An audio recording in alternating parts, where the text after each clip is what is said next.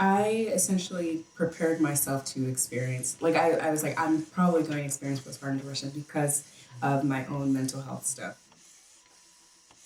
You lose your identity a lot when you become a mother.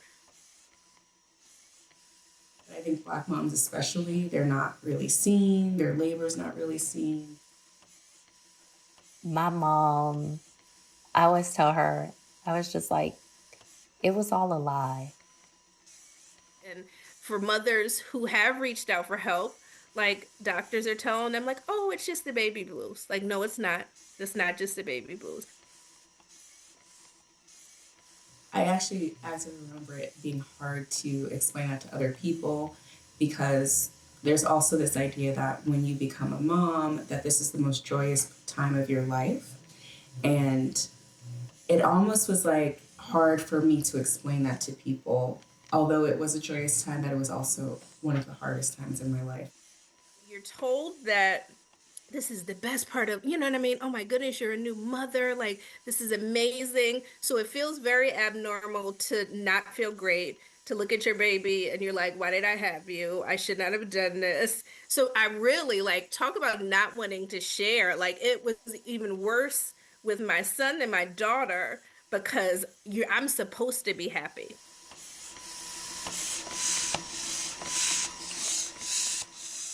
I had, unfortunately, a very traumatic birth, which is ironic because I tried to do all of this stuff to make sure I had a peaceful birth. And there's like not much you can control. I mean, I think that's what I learned throughout this entire experience. There's just no control that you have. So the birth was like I ended up having a hemorrhage. I had an emergency C-section. Not only that, my son was almost a week late, so I had to get induced. And then the reason I went to get induced before it was even scheduled, like his movements were off, and then the the midwives kept saying, "Oh, his heart rate is a little too chill." Do have to say, I was more nervous about giving birth in the South just because I'm from the South. And everyone that I have talked to who has had a baby in the South has not had a good experience who's been a Black woman.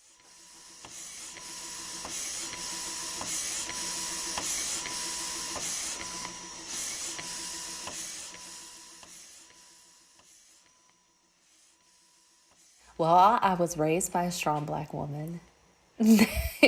So I think probably like many of us, um, my mom, I always tell her, I was just like, it was all a lie.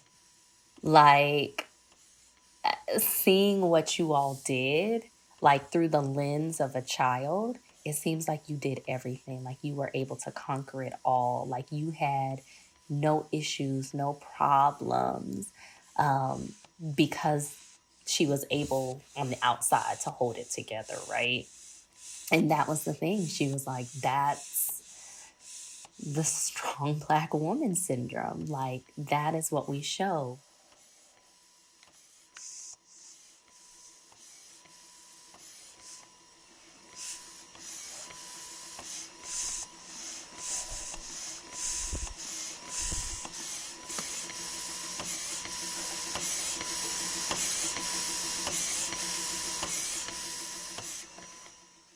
Walking into my apartment, bringing my daughter home for the first time, and just like having this overwhelming sense of like fear and worry. So, what did that look like? That looked like I would not let her sleep in like the bassinet or a crib. I only wanted her to sleep on me because I was worried that she would stop breathing.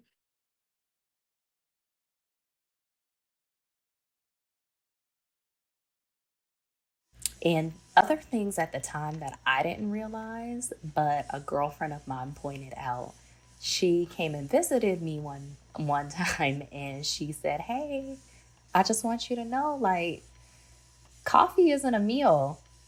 I've only seen you drink coffee. I have not seen you like eat things." And so that's when I realized like I wasn't eating as much.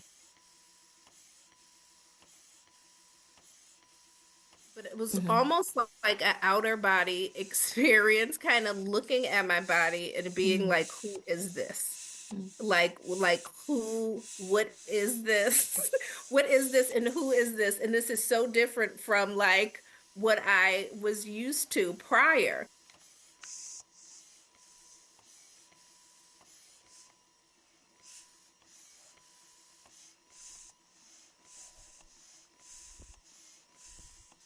There's this, maybe you know this concept called matrescence.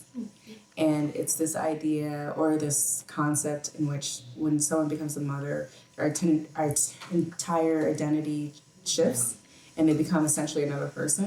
And I think that that's very true of me. The things that I used to care about, I don't care about really at all anymore. And also, it's just I have different standards for myself now.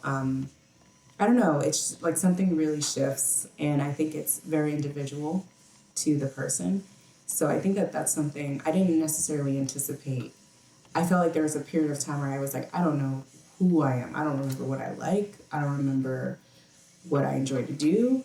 I don't remember my hobbies. I couldn't like even grasp that. And I think I'm just getting to a point now where I'm able to see, like, I don't know, hear myself in a different way. And it's a different person, I have to say.